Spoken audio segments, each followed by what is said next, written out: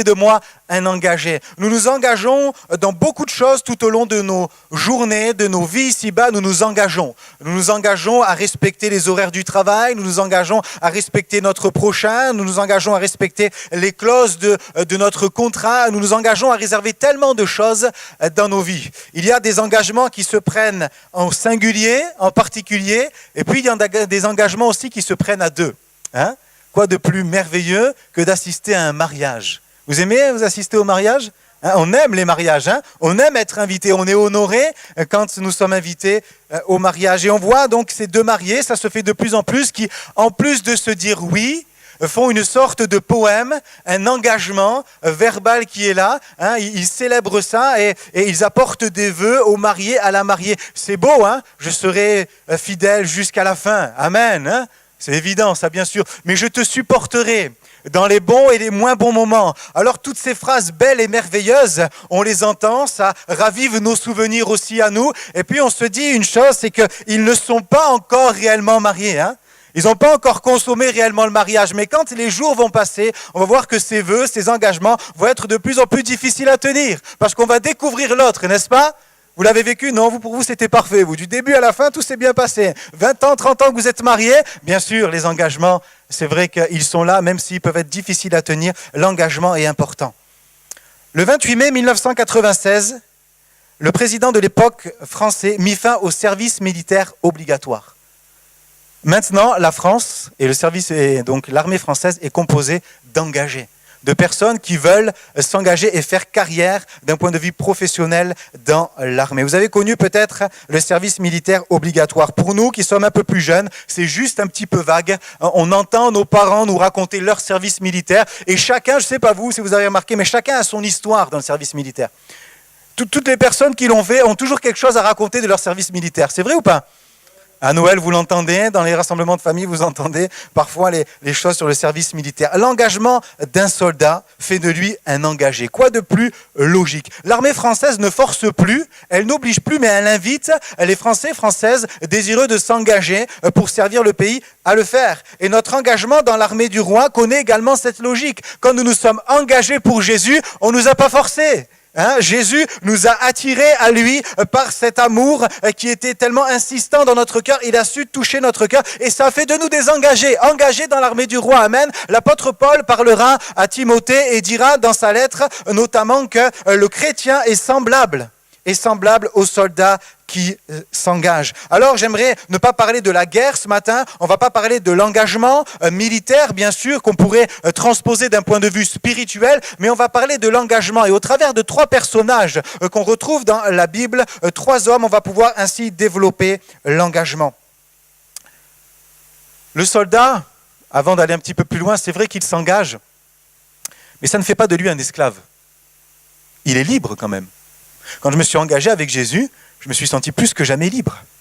C'était fini de vivre, j'existais. Vous aussi, vous avez vécu cela, hein, quand vous ne connaissiez pas Jésus, on vit ici-bas, on cherche à vivre, on cherche à tirer la meilleure partie de la vie. C'est vrai, on fait tellement de choses pour mieux vivre, mais quand on rencontre Jésus, on existe vraiment. La vie a un autre goût, a une autre saveur. Je ne sais pas si elle était colorée avant, c'était plutôt peut-être en noir et blanc, mais avec Jésus, il y a de la couleur. Avec Jésus, il y a de la joie. Avec Jésus, il y a la paix. Est-ce que l'Église peut dire Amen? Amen? C'est vrai, nous avons vécu cela.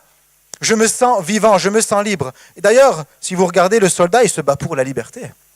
Donc il est libre. Il est complètement libre de ses choix, bien sûr, mais il s'est engagé dans un contrat. Mon existence connaît de la couleur et de la joie quand je m'engage avec Jésus. J'ai tout gagné quand je me suis engagé avec Jésus. Vous aussi? Dis à ton voisin, est-ce que tu es engagé? Dis-lui, est-ce que tu es engagé? Alors si oui, tu as tout gagné. Tu as tout gagné si tu t'es engagé avec Jésus. Si tu ne l'as pas fait, fais-le mon ami. Tu vas tout gagner. Amen.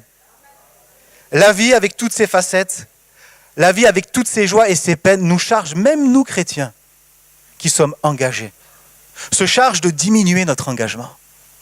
L'engagement spirituel, parfois avec les années, peut diminuer. On n'est plus autant engagé. Pas engagé dans le service de l'Église. Engagé auprès de Dieu, engagé dans notre relation avec lui, engagé dans notre amour pour lui. Nous allons voir ce qu'est l'engagement. L'engagement peut être au travers d'Abraham que nous allons voir ensemble. Mais l'engagement peut diminuer parce que parfois il y a des incompréhensions. On ne comprend pas tout. On est dans des périodes de flou, de suspens, d'attente. Et je remarque une chose, c'est que quand spirituellement ça ne va pas, c'est comme si on se désengageait. Alors que l'attente de certaines choses, alors que le fait de voir Dieu agir, alors que l'attente de justement voir la main de Dieu dans notre vie, le renouveau spirituel, le zèle qui manquait, qui va alors revenir, toutes ces choses-là devraient nous rapprocher de Dieu. Puis bizarrement, bien souvent on s'en éloigne. C'est étonnant, hein? Pourtant ça devrait nous rapprocher, nous maintenir proches de Dieu. Pourquoi? Parce qu'on attend quelque chose. Regardez, j'ai noté des clients, ça vous est certainement arrivé, quand ils attendent quelque chose, quand il y a une file d'attente, qu'est-ce qu'on fait? On se rapproche le plus possible du vendeur, n'est-ce pas? Et vous voyez parfois des files d'attente se compresser parce qu'on est l'un derrière l'autre et on veut avoir la réponse du vendeur, celui qui va satisfaire notre besoin. Moi, je ne sais pas vous, mais je déteste qu'on me double dans les files d'attente.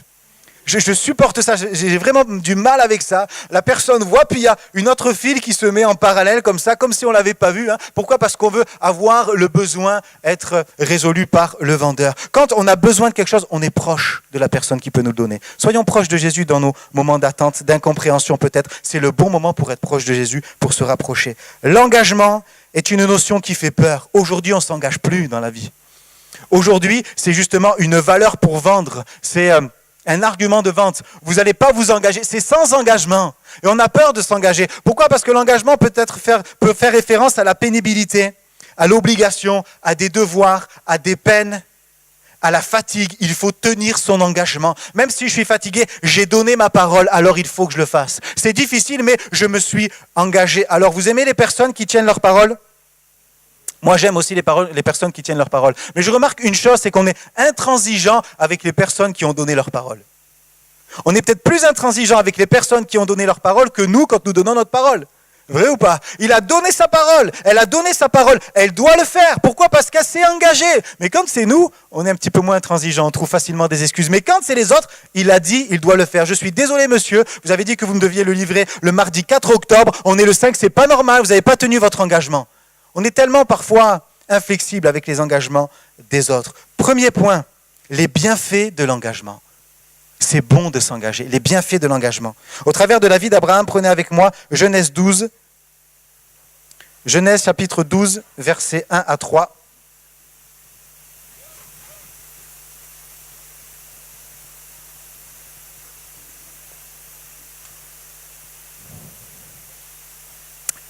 Les premières lignes sur Abraham, les premières lignes sont fin du chapitre 11 et chapitre 12, verset 1. L'Éternel dit à Abraham, « Va-t'en de ton pays, de ta patrie, de la maison de ton père, dans le pays que je te montrerai. Je ferai de toi une grande nation et je te bénirai. Je rendrai ton nom grand et tu seras une source de bénédiction. Je bénirai ceux qui te maudiront et je maudirai ceux qui te maudiront. Et toutes les familles de la terre seront bénies en toi. Amen. » La réponse d'Abraham. On le lit facilement. La réponse d'Abraham, verset 4, Abraham partit. Le Seigneur demande à Abraham, l'Éternel demande à Abraham de partir, de quitter. La réponse d'Abraham n'est pas verbale, c'est un acte. Il partit, il partit. Dieu s'engage. Dieu dit à Abraham, je ferai et je serai. Et j'aimerais rappeler ce matin que si nous pouvons s'engager, si nous pouvons nous engager vis-à-vis de Dieu, c'est parce que lui-même s'est déjà engagé. Amen. Je ferai et je serai. Si tu peux faire, si tu peux être, si tu peux représenter, si tu peux agir, si tu peux t'engager, c'est parce que moi, d'abord, nous dit l'Éternel, je l'ai fait pour toi. Si tu as l'honneur de faire partie du corps de Christ, de l'Église, de l'armée céleste, c'est parce que je me suis déjà engagé pour toi. Et ça me rassure parce que si je m'engage, c'est parce que lui l'a déjà fait. Si je peux le faire, c'est parce que lui l'a déjà fait. C'est parce que le Tout-Puissant s'est engagé. Il est venu jusqu'à nous. Il a dit, il a parlé, je ferai, je serai. Et ça me rassure. Amen. Ça me rassure parce que je sais qu'il a fait. Je sais qu'il s'est engagé. Si j'ai pu m'engager, c'est parce que tu t'es engagé. Quel bienfait l'engagement. Réfléchissons quelques instants. Seigneur, je m'engage à te suivre avec tout ce que ça représente. Mais je sais une chose, c'est que toi, tu l'as déjà fait. Toi, tu t'es déjà engagé. L'engagement d'Abraham a été un acte plutôt qu'une parole. L'engagement ne se résume pas à juste un oui, mais à un acte. Et dans la Bible, on voit que les engagements, bien souvent, les réponses que Dieu attend ne sont pas forcément verbales. C'est un engagement, c'est un acte. C'est ce que fit Abraham. Il partit, il obéit. Nous voulons que Dieu s'engage pour diverses raisons parce que nous savons que c'est bénissant quand Dieu s'engage. Est-ce que tu veux que Dieu s'engage à te bénir, à te protéger, à te conduire, à t'orienter, à te garder de la maladie? C'est ce qu'il fait déjà. C'est ce qu'il a fait, ce qu'il a dit dans l'Ancien Testament. Il le fait encore. Nous savons que c'est un bienfait que de s'engager pour Dieu. Pourquoi? Parce que lui s'est déjà engagé pour nous, même dans les moments difficiles. C'est un engagement bénissant. Et sommes-nous prêts aujourd'hui, après des mois, après des années, après peut-être des décennies, à s'engager encore si Dieu nous le demandait, à se réengager? Je crois que notre vie est jalonnée par des engagements.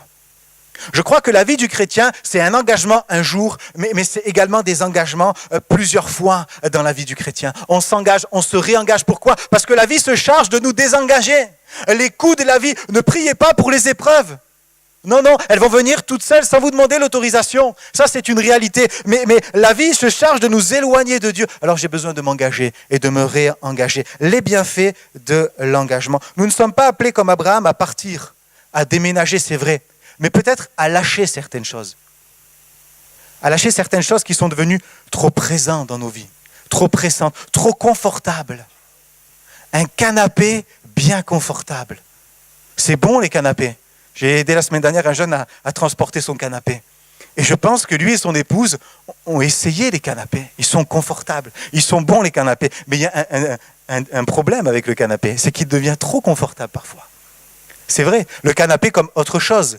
Un écran qui devient trop présent. Je me suis engagé, Seigneur, à te servir, à chaque jour venir auprès de toi, puiser ce dont j'ai besoin d'ailleurs, même pas que pour toi, parce que moi j'en ai besoin. Toi, tu te réclames de ma louange et de mon adoration au quotidien, c'est une réalité, mais moi j'en ai besoin aussi. Alors je me suis engagé à le faire chaque jour, mais cette belle télé, ce beau écran, ce beau ordinateur prend tellement de place. Bien sûr que c'est peut-être des clichés comme cela qu'on connaît, mais c'est une réalité.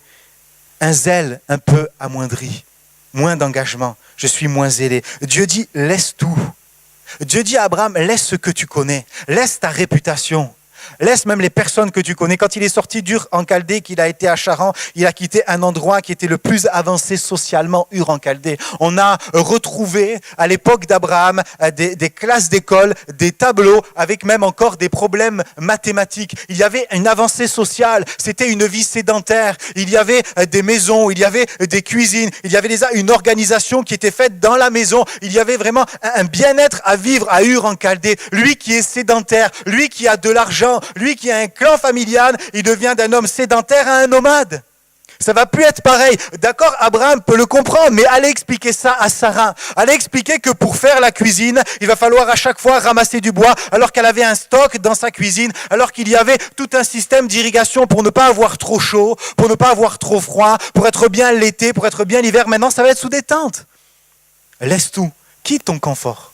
Abraham, nous le disons facilement, c'est le père des croyants, mais nous allons voir pourquoi il fut appelé le père des croyants. Sors d'Ur en Chaldée. Pourquoi faire? Pour marcher par la foi. Pourquoi faire? Pour marcher par la foi. Et je remarque une chose, avec le peu d'années que j'ai, et vous aussi, c'est que la marche par la foi, c'est tellement bénissant. Quand on ne sait pas où on va, c'est bénissant. C'est vrai ou pas? Quand vous le vivez, vous ne le dites pas, vous ne le confessez pas, mais une fois que vous l'avez vécu, c'est une réalité. La foi, ce n'est pas juste une substance qu'on pourrait avoir. La foi, elle se construit. La foi, elle s'élève. La foi, elle s'édifie comment? Au travers de la marche. S'il était resté là où il était, il n'aurait peut-être pas eu cette foi et arrivé des années après à se réengager encore. Parce qu'on va voir qu'il va se réengager. La marche par la foi fait grandir notre foi. Amen. Abraham a connu tous les problèmes que nous avons connus. Problème dans le travail.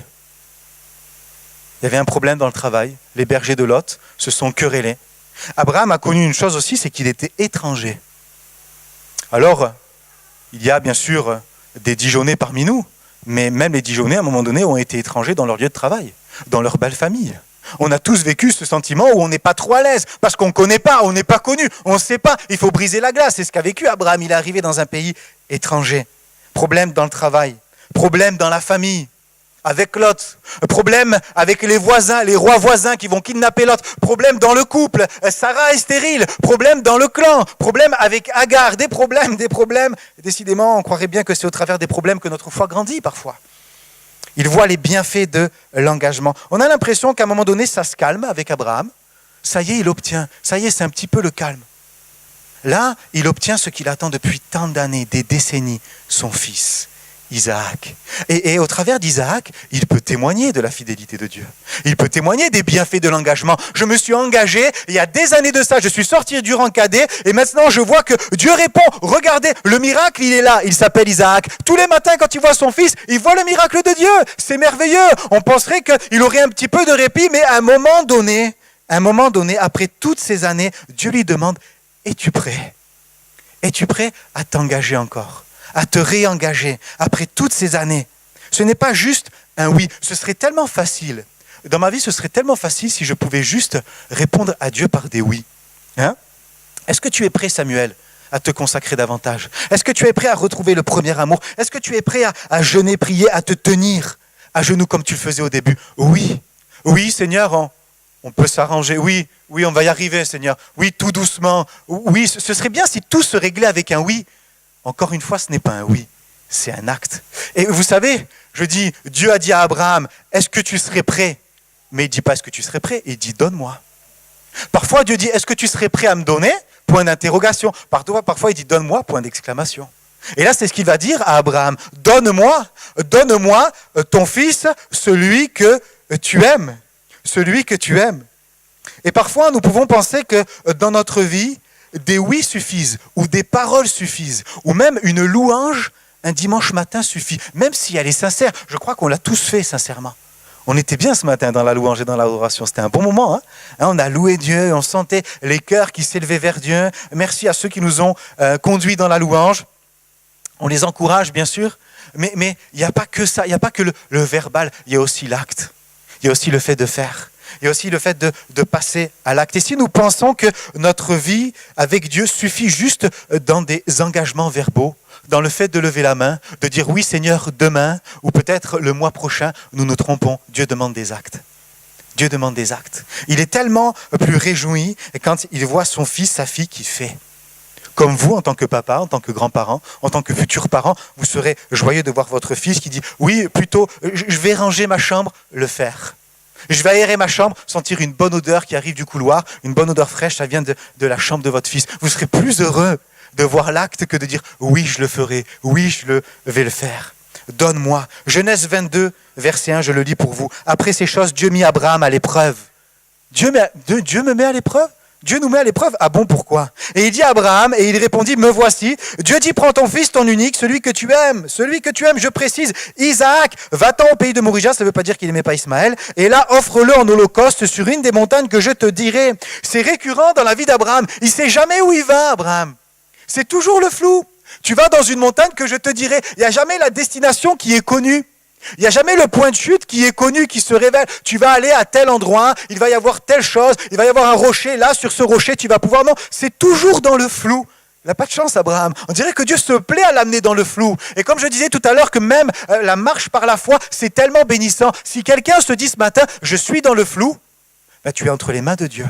Et Dieu veut faire quelque chose avec toi. Le flou, tu ne progresses jamais autant que quand tu vis dans le flou, que quand tu marches dans le flou. Tu expérimentes jamais la grâce de Dieu d'une manière particulière que quand tu vis dans le flou, que quand tu sais pas où tu vas. Et pourquoi Dieu se plaît à maintenir Abraham avec des suppositions, avec des pas après pas? C'est parce qu'il veut forger sa foi.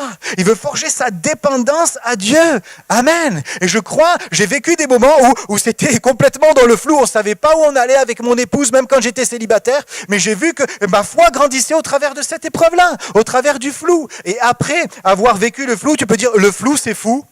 Bon, c'est vrai que c'est... Voilà un petit slogan facile, hein. J'ai juste enlevé un L. Le flou c'est fou, mais c'est bon, c'est divin. Je grandis. Imaginez, et vous l'avez vécu aussi dans votre vie, quand tout va bien, quand tout est établi autour de vous, votre maison, votre travail, tout le quotidien est arrêté. Le lundi, vous finissez à telle heure. Le mercredi, on doit amener les enfants là. Tout est réglé, tout va bien. Il y a plus de flou, il y a plus même de danger presque. Qu'est-ce qui se passe ? qu'est-ce qui se passe? Vous l'avez expérimenté, soyez vrai. Votre foi diminue. L'engagement diminue. Mais quand il y a le flou, quand il y a peut-être l'attente, le danger presque, l'inquiétude, qu'est-ce qu'il fait? Qu'est-ce qu'il se fait? Eh bien, l'épreuve est là, alors on se tient à la brèche, alors on fait confiance, alors on y va. Vous croyez que ça a été facile pour Abraham d'aller sacrifier Isaac? Bien évidemment, vous vous doutez que non, ça n'a pas été facile. Et là, on voit que l'adoration, elle n'est plus verbale. Elle est dans des actes. 3 jours de marche, 3 jours à réfléchir. Mais est-ce que c'est pas moi qui pense cela? Est-ce que je ne me suis pas trompé? Offrir Isaac, Dieu ne se repent pas de ses dons. Dieu ne va pas me donner quelque chose que j'attends depuis des décennies. J'ai mis des décennies à attendre Isaac, maintenant il faut que je donne. Je me trompe, je fais demi-tour. Non, il va aller jusqu'au bout. Il était sûr de la parole de Dieu. Il avait entendu le réma de Dieu, la parole de Dieu donnée. Et il était sûr de cela. Il va aller jusqu'au bout. Il avance dans le flou. Quand on ne sait pas où on va, la voix de Dieu, on a l'impression qu'elle peut être loin, mais en réalité, elle est toute proche et elle se fait entendre d'une manière bien différente. Quand vous êtes perdu au volant de votre voiture, qu'est-ce que vous faites? Moi, ça m'est arrivé souvent avec les enfants. J'augmente le son du GPS, déjà premièrement. Et je fais taire. Je fais taire tout ce qu'il y a autour de moi, tous les parasites qui peuvent être là, m'empêchant d'entendre la voix de celui qui peut me guider. Et c'est une bonne chose quand on ne sait pas où on va, parce qu'on fait tout taire autour de nous. Et Abraham a dû faire taire même ses serviteurs, parce qu'à un moment donné, il est parti tout seul avec Isaac. Ses serviteurs pouvaient peut-être sentir l'atmosphère qui était là, qui se dégageait. Ils sentaient peut-être que même le visage d'Abraham traduisait une situation qui n'était pas commode. C'était difficile d'être là. Il pouvait ressentir peut-être ces choses-là spirituellement. Il va les laisser. Il va juste partir avec lui et Isaac. Quel homme de foi! Quel homme de foi! Pourquoi Abraham a-t-il été appelé le père des croyants? Vous savez pourquoi? Parce qu'à un moment donné, il va accepter de ne plus être père. Il va renoncer. C'est pour cela qu'il va être appelé le père des croyants. Parce qu'il va accepter de dire, ok, je ne serai pas père. Et quand on renonce, c'est là qu'on obtient. Ça, c'est le miracle de Dieu. Amen. Quand on renonce, c'est là qu'on obtient ces choses-là. À partir du moment où il a accepté de renoncer et d'obéir, alors il a vu la gloire de Dieu se manifester. Les bienfaits de l'engagement. L'engagement, c'est aussi le renoncement. Jésus dira dans Luc 14, 13, « Ainsi donc, quiconque d'entre vous ne renonce pas à ce qu'il possède ne peut être mon disciple. » Et vous lisez dans les évangiles que Jésus commence sa marche, il commence à appeler les hommes et les femmes à se repentir, il commence à mettre un certain standard pour être son disciple, et plus ça va, plus il marche, plus le niveau est élevé, plus le niveau de discipulat est élevé, plus il en demande beaucoup. Et j'ai l'impression que Jésus est là dans le chapitre 14 de l'évangile de Luc, il y a beaucoup de choses qui se sont passées, et il y a une grande foule qui est derrière lui. C'est comme si à un moment donné, il décide d'épurer un petit peu la foule. C'est comme s'il décide d'éprouver un petit peu les cœurs. C'est comme s'il dit, bon, il y a tellement de gens qui me suivent là, on va voir un petit peu s'ils sont prêts à aller jusqu'au bout. On va voir leur degré d'engagement. Celui qui veut me suivre maintenant, à partir d'aujourd'hui, il faut qu'il renonce à tout. Et là, peut-être que la foule s'est scindée en deux, en trois. On ne sait pas comment elle s'est divisée. Jésus élève le niveau. Pourquoi? Parce qu'on comprend une chose, nous qui sommes chrétiens, c'est que plus on va renoncer à la possession des choses de ce monde, plus on va écouter, plus on va s'engager, plus on va obtenir. Amen. Vous le croyez? C'est ce qu'a vécu Abraham. Jésus commence, il faut porter sa croix. Il faut me suivre. Et puis là, il demande un engagement total. Non plus partiel, mais total. Deuxième point, si vous le voulez bien, presque engagé. J'ai appelé ce point-là presque engagé. Et on va voir au travers de la vie du jeune homme riche qu'on retrouve dans Marc chapitre 10, verset 17.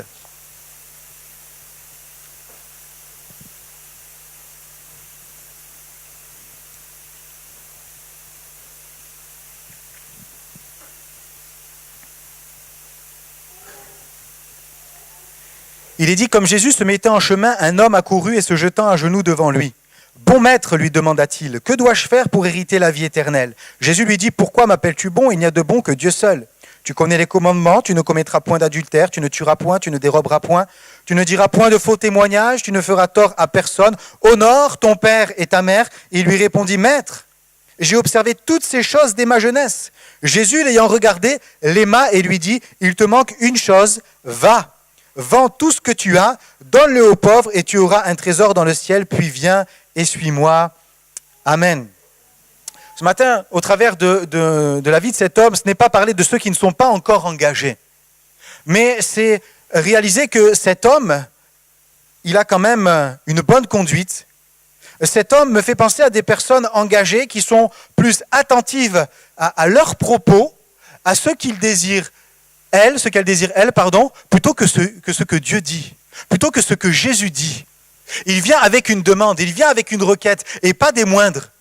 Il dit, Seigneur, que dois-je faire? C'est bien déjà, il veut faire. Il ne veut pas répondre, il ne veut pas juste une parole, il veut faire. Que dois-je faire pour hériter la vie éternelle? Et c'est une bonne chose. Il est questionné par ces choses-là. Les autres évangiles nous rapportent que c'est un jeune homme riche. Et on voit dans ce que Marc va préciser, dans ce qu'il va employer comme mot, le mot hériter. Hériter la vie éternelle. Ce jeune homme est jeune, il est riche. Et un jeune qui est riche, généralement, surtout peut-être pour l'époque, c'est parce qu'il a eu un héritage. Et on voit que le fait d'hériter, c'est encore dans sa mentalité.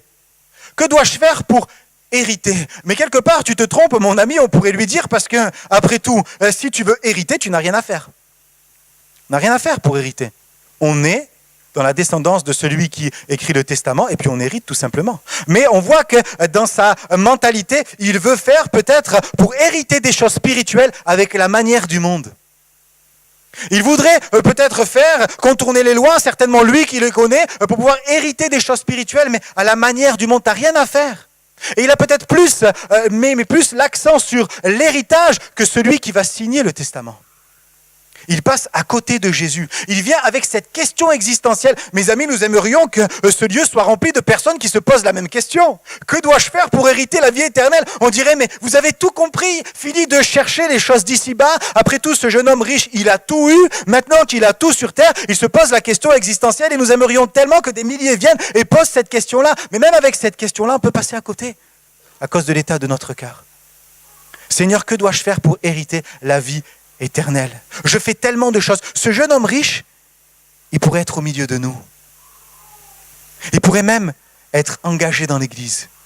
Il pourrait même être membre. Il aurait pu peut-être même servir Dieu. Parce qu'après tout, on ne sait pas comment il a fini, ce jeune homme.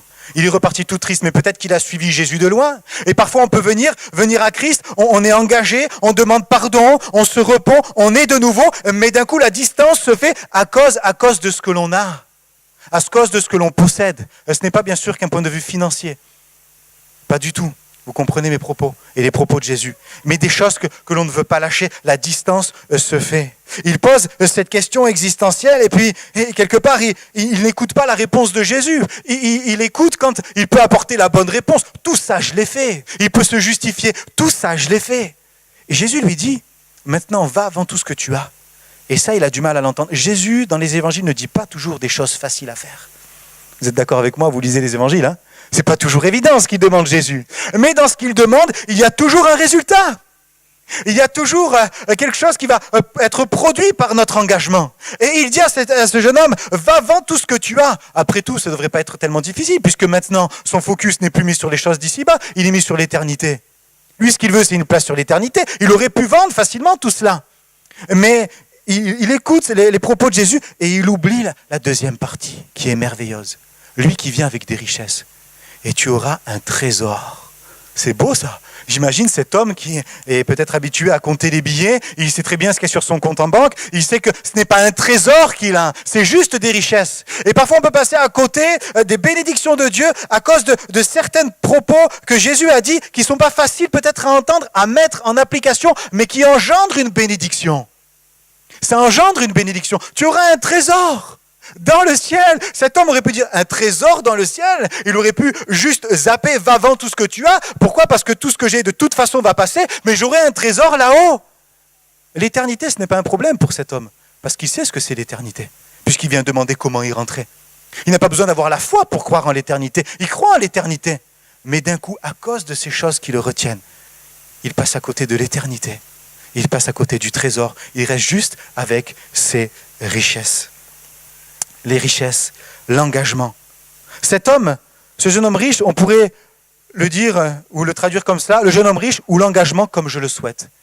L'engagement comme je le contrôle. L'engagement comme je le désire. L'engagement avec mes clauses, avec mes volontés. Celles que je veux donner et ce que je ne veux pas laisser. Ce que je pourrais apporter à Dieu, c'est vrai Seigneur, ça je peux, mais ça par contre, je ne peux pas. Vous connaissez des témoignages de personnes, et les témoignages sont nombreux. Des personnes qui avaient du mal à lâcher certaines choses. Pour certains, c'était le sport. Pour d'autres, c'était tellement de passion qui était là. Ils se sont approchés de Jésus, ils se sont engagés, mais ils avaient du mal à lâcher. Et le jour où ils l'ont fait, ils ont obtenu vraiment la gloire de Dieu. Ils ont vu des choses merveilleuses. Pourquoi ? Parce qu'ils ont lâché, parce qu'ils ont tout donné. On peut suivre Jésus d'une manière lointaine, en établissant les règles comme nous voulons nous. Ça me fait penser à une petite histoire. Un engagement partiel ou total. Ça se passe dans une ferme. C'est le cochon qui parle à la poule. Et il dit, pour toi, l'œuf, c'est un engagement partiel. La poule dit, c'est vrai. Et il dit, par contre, pour moi, le bacon, c'est un engagement total. Comprenez ? C'est pas partiel. Jésus nous demande tout. Jésus nous demande tout. Amen. Même si nous pouvons peut-être parfois perdre au change. C'est ce que nous croyons. Un jour, alors que je travaillais à la Croix-Rouge, on faisait la maraude avec les SDF, et puis il y en a un qui m'a dit, tu sais, la plus grande richesse, c'est de ne rien posséder. J'ai dit, c'est vrai, maintenant il philosophe, c'est bien, puis en même temps, il est peut-être bien placé pour parler. La plus grande richesse, c'est de ne rien posséder. Parfois, quand on a des choses, et bien sûr, je ne parle pas qu'au niveau financier, les biens matériels, au contraire, Dieu veut nous bénir dans ce domaine-là. Alléluia, mais des choses qui nous empêchent justement de suivre Jésus, un engagement total. Les disciples sont interpellés par cet homme. Parce que Jésus, vous connaissez la suite, il va dire, mais il sera difficile à un riche d'entrer par le trou d'une aiguille, c'est-à-dire par les portes qui étaient là sur les murailles, ce n'est pas une aiguille à coudre, hein. Parfois on peut penser que c'est ça. Et puis les disciples vont être interpellés, ils vont dire, mais attends, mais si c'est ce jeune homme-là, il ne peut pas te suivre, mais alors qui le peut ? Jésus dira, mais à vous c'est impossible, mais à Dieu tout est possible. Pierre reprend en disant, mais et pour nous alors ? Nous avons tout quitté, nous avons tout laissé. Qu'est-ce qui va se passer pour nous ? Si lui, là, qui est presque parfait, qui pourrait être au milieu de nous ce matin, il ne peut pas y entrer à cause de juste cette petite chose. Alors nous, mais est-ce qu'on va pouvoir avoir quelque chose ? Jésus répond, non pas que dans l'éternité. Il dit, mais je vous dis, ici, présentement, vous allez obtenir des choses. Bien sûr que nous mettons l'accent sur le fait d'obtenir la couronne céleste et d'être avec Jésus dans le ciel pour l'éternité, le louer, l'adorer, c'est vrai. Mais Jésus précise aussi ici-bas, celui qui me suivra recevra au centuple dans ce siècle-ci. Amen. Tu vas obtenir ici aussi des choses. Si tu abandonnes certaines choses, si tu laisses certaines choses. Un homme qui avait beaucoup de choses et qui ne les a pas laissées. Et puis un homme qui n'avait pas grand-chose. C'est notre troisième point. Et qui va se satisfaire du peu. Quasiment de rien. C'est l'apôtre Paul. Et j'ai donné ce titre à ce troisième point, l'engagement et ses contraintes. Ces contraintes, on va voir ce que ce mot veut nous dire ce matin. Pourquoi terminer avec ce point qui apparaît peut-être négatif ?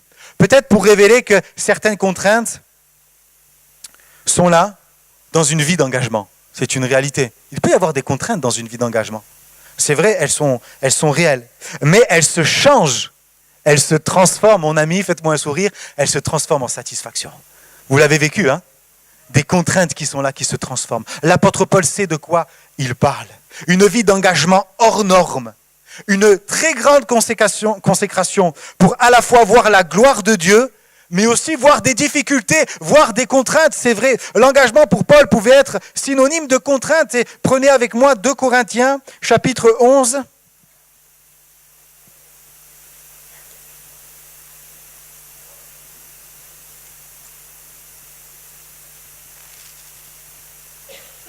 Versets 23 à 29.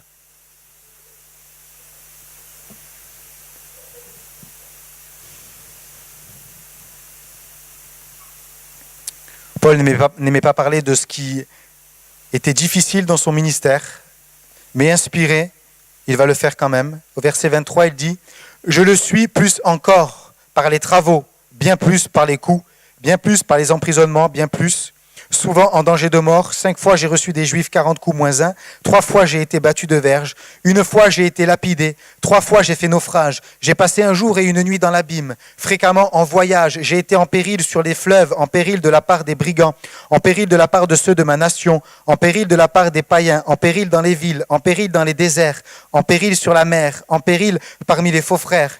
J'ai été dans le travail et dans la peine, exposé à de nombreuses veilles, à la faim et à la soif, à des jeûnes multipliés, au froid et à la nudité. Et sans parler d'autre chose, je suis assiégé chaque jour par les soucis que me donnent toutes les églises. Qui est faible, que je ne sois faible, qui vient à tomber, que je ne brûle. Et puis au chapitre 6 et au verset 3, il dit, nous nous donnons aucun scandale en quoi que ce soit, afin que le ministère ne soit pas un objet de blâme, mais nous nous rendons à tous égards recommandables comme serviteurs de Dieu, par beaucoup de patience dans les tribulations, dans les calamités, dans les détresses, sous les coups, dans les prisons, dans les séditions, dans les travaux, dans les veilles, dans les jeûnes, par la pureté, par la connaissance, par la longanimité, par la bonté, par un esprit saint, par une charité sincère, par la parole de vérité et par la puissance de Dieu, par les âmes offensives et défensives de la justice, au milieu de la gloire et de l'ignominie, au milieu de la mauvaise et de la bonne réputation. Et là, il transforme, là, il y a la transformation. Étant regardé comme imposteur, quoique véridique, comme inconnu, quoique bien connu, comme mourant, et voici nous vivons, comme châtié, quoique non mis à mort, comme attristé, et nous sommes toujours joyeux, comme pauvres, et nous en enrichissons plusieurs, comme n'ayant rien, et nous possédons toutes choses. Amen. Les contraintes, oui, mais les contraintes qui se transforment. Alléluia. Les contraintes qui sont transformées par la grâce. Uniquement par la grâce de Dieu qui s'accomplit par sa puissance, qui s'accomplit par sa toute puissance. Les contraintes ou difficultés dues à l'engagement qui se transforment en satisfaction dans ma vie et dans votre vie. Amen. Un grand engagement donnera de grandes difficultés, mais de grandes bénédictions, de grandes satisfactions. Et cela est valable pour l'Église. Une Église qui connaît un grand engagement verra de l'opposition spirituelle, non pas des épreuves. Les épreuves de la vie, c'est une chose. L'opposition, c'en est une autre. L'opposition spirituelle en est une autre. Mais des disciples qui se réunissent et disent maintenant on va s'engager pour sauver notre génération, pour atteindre notre génération, pour recevoir nous. On a besoin de recevoir l'enseignement, on a besoin d'être nourris. Mais nous ne voulons pas que nous nourrir. Jésus n'a surtout pas dit faites que vous nourrir. Non, nourrissez-vous, mais allez aussi donner à manger. Et une église qui va choisir ce grand engagement verra peut-être certainement de la grande opposition, mais également de grandes bénédictions. Amen. Alléluia. C'est une chose que nous allons vivre, que vous vivrez certainement si on s'engage. L'apôtre Paul commence la deuxième lettre aux Corinthiens en disant « Si nous avons part aux afflictions », c'est les mathématiques de Dieu ça. Si nous avons part aux afflictions, nous avons part aussi à la consolation. Si nous avons part à l'opposition, nous avons part aussi à la victoire. Amen. Si nous avons part à l'opposition, nous avons part aussi à voir la gloire de Dieu se manifester, le bras de Dieu agir au milieu de nous. Alléluia. C'est une réalité. L'engagement peut connaître des contraintes. Mais l'engagement ne doit pas être une contrainte. On ne doit pas faire les choses par contrainte. L'engagement peut connaître des contraintes, de l'opposition, mais l'engagement en lui-même ne doit jamais être une contrainte. Et si c'est une réalité, il faut simplement demander pardon. Et l'apôtre Paul va nous aiguiller comment faire. 1 Corinthiens 9, 16, si vous voulez bien. Dernière lecture.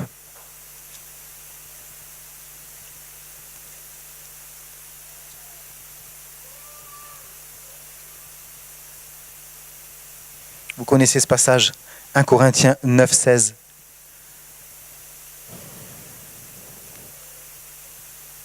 Il dit, si j'annonce l'évangile, ce n'est pas pour moi un sujet de gloire, car la nécessité m'en est imposée et malheur à moi si je n'annonce pas l'évangile. Si je le fais de bon cœur, j'en ai la récompense. Mais si je le fais malgré moi, c'est une charge qui m'est confiée. Quelle est donc ma récompense? C'est d'offrir gratuitement l'évangile de Christ que j'annonce, sans user de mon droit de prédicateur de l'évangile. Car, bien que je sois libre à l'égard de tous, je me suis rendu le serviteur de tous, afin de gagner le plus grand nombre. Avec les Juifs, j'ai été comme Juif, afin de gagner les Juifs. Avec ceux qui sont sous la loi, comme sous la loi, vous connaissez le reste du passage. Si j'annonce l'évangile, ce n'est pour moi pas un sujet de gloire. Si je le fais de bon cœur, j'en ai la récompense. Voilà comment faire pour que l'engagement ne devienne jamais une contrainte. Si je le fais de bon cœur, alors j'ai la récompense. À la fois, il voyait la contrainte, mais à la fois, il voyait la récompense. Et ce qui pouvait le motiver à le faire, c'était son cœur bien disposé. C'était sa volonté d'accomplir. Quand le cœur n'est plus là, quand on ne fait plus les choses avec passion, avec cœur, alors ça devient une lourdeur. Alors ça devient une contrainte. Alors on fait les choses par obligation. Alors ça devient même un fardeau. On croule sous notre engagement qu'on a pris vis-à-vis de Dieu, qu'on a pris vis-à-vis vis-à-vis de l'Église et on sert non plus avec cette fraîcheur d'en haut, mais avec une obligation qui devient charnelle. Et Jésus, la première des choses qu'il a dit aussi, c'est « Venez, je vous donnerai du repos ». Comment peut-il nous charger? L'engagement ne peut pas être une charge. Jésus ne veut pas que ça devienne une charge, certainement pas. La vie est déjà assez difficile, il ne veut pas que l'engagement, le fait de le suivre devienne une charge. Bien au contraire, il veut nous alléger, mais tout dépend de comment on voit l'engagement. Si je vois l'engagement avec une pénibilité, mon cœur justement va voir ces choses-là, va se nourrir de cela, et petit à petit je vais arrêter de m'engager. Combien ont quitté les rangs de la guerre spirituelle? Combien ont quitté la maison de Dieu? Parce que l'engagement peut-être devenait trop lourd à cause d'un cœur mal disposé, à cause de la vie, à cause des difficultés, à cause de l'ennemi, bien sûr, des choses intérieures et externes qui viennent justement nous accabler pour que l'engagement diminue. L'apôtre Paul dit « Je fais tout à cause de l'évangile afin d'y avoir part ». C'est-à-dire que je fais tout, je prends le bon comme le moins bon dans la vie avec Jésus. Je prends les contraintes comme les joies. Je prends les peines comme les moments de bénédiction. Je prends le dimanche matin quand je loue Dieu avec tous mes frères et sœurs et que je suis béni. Et je le fais aussi le lundi matin tout seul. Je fais tout à cause de l'évangile afin d'y avoir part. Vous voulez la part? Vous voulez la récompense? Amen, hein? Alors faisons tout pour cela. Mais tout, non pas que ce qui peut nous satisfaire. Ma joie, ma satisfaction, ma victoire est changée au travers des contraintes, des difficultés et des attaques. Je connais des attaques, tu vivras la victoire. Tu connais la peine, tu vivras la joie. On voit dans la vie de l'apôtre Paul que ces choses-là se transforment. L'engagement se transforme. Les difficultés liées à l'engagement se transforment. Amen. Alors rappelons-nous qu'au travers de la vie d'Abraham, il y a des bienfaits à s'engager, à se réengager. Et si Jésus te demandait de te réengager, de lui donner ce qui peut-être te tient tellement à cœur, ce qui t'empêche peut-être d'avancer. Juste pouvoir, Dieu n'est pas méchant, juste pouvoir, si en renonçant, alors tu vas obtenir. Le jeune homme riche nous rappelle qu'il faut considérer les propos de Jésus et non pas toujours les nôtres. Il faut entendre ce qu'il nous dit dans sa globalité, être capable de donner un engagement total et non pas partiel pour recevoir la bénédiction totale, pour aller au bout de la course, amen, pour recevoir la couronne totale. Je veux pas qu'un bout de la couronne, moi, hein.